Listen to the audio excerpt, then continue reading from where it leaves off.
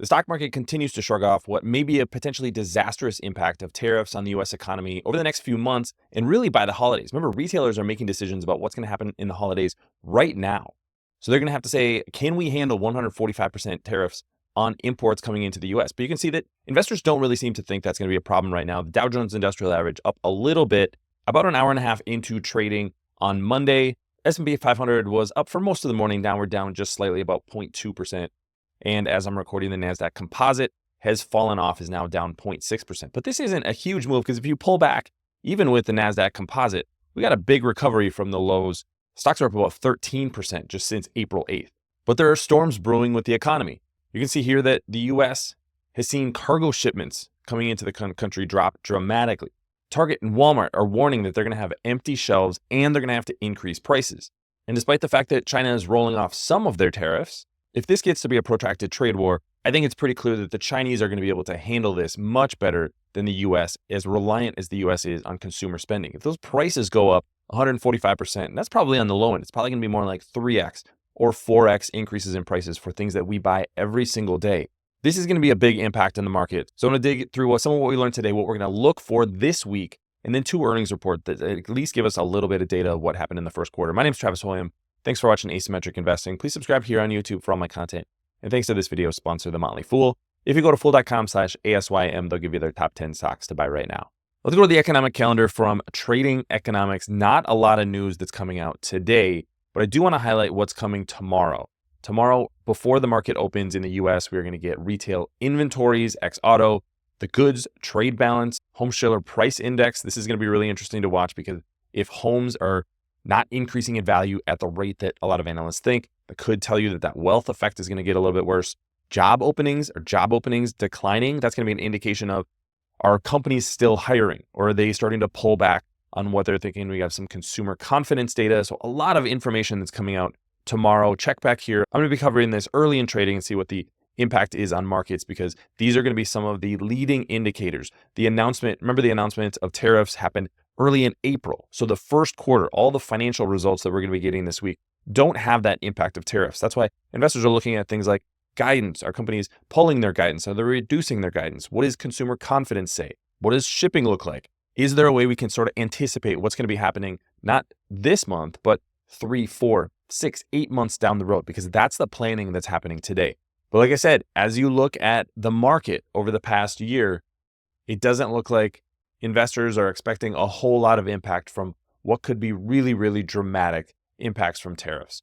Well, let's move on to some of the hard news that we did get today. And I think the one that was really surprising is that Domino's isn't doing particularly well. This is a company that if consumers are starting to pull back, you would expect that they're maybe ordering pizza at home, especially a reasonably priced pizza at home, a little bit more rather than going out to restaurants.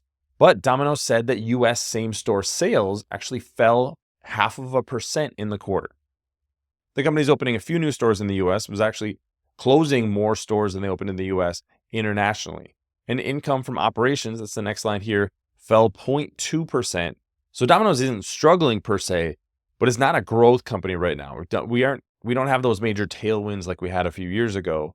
And could this be a canary in the coal mine with what consumers are thinking right now? That's why I think the restaurant industry is going to be really important to watch, because it gives an indication of how comfortable consumers are spending money outside the home. Are they starting to pull back? And you know what? I can make that pizza at home.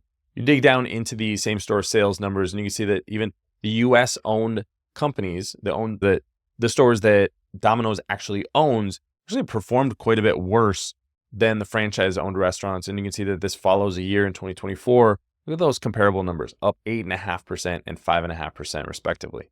Now, as we dig into the results a little bit further, you can see that the positive is the margins are up a little bit. You can see the net income was up 18.9%. Free cash flow actually increased 59% in the quarter. What's the reason for that? Well, their costs were actually a little bit lower than they were a year ago. Gross margin increased 0.5%. That was part of the tailwind. The other tailwind, at least on the net income side, is a $42.7 million pre-tax unrealized gain associated with a reimbursement of the company's investment in DPC Dash. This is where companies have to mark on their balance sheet what an investment is actually worth. It used to be that they could just hold that investment on their balance and it wouldn't hit their income statement unless they were actually sold the position that is now mark to market on more of these assets. So you have higher operating cash coming from the business and also a little bit less spent on capital expenditures in the quarter. So you add all this up and it's an okay report from Domino's, but is sort of an indication that things are slowing. Those same store sales growth was much higher a year ago than it is right now. Is the consumer starting to pull back? We're starting to see more and more evidence of this. That's the kind of context you need to think about when you're looking at the valuation of the market overall, which has come down but has recovered sharply just over the past couple of weeks. Is that going to end up being what we would call a dead cat bounce? Thanks to our friends at The Motley Fool for sponsoring this video. Visit fool.com/ASYM for the top 10 stocks to buy right now. The other one that I follow is MGM Resorts. This is actually BetMGM, their subsidiary. They 50% own this with Entain. But this, again, gives you a little bit of an indication of where people are spending money and then how profitable some of these businesses that are pretty lowly valued in the market are today. So let's dig into the net revenues.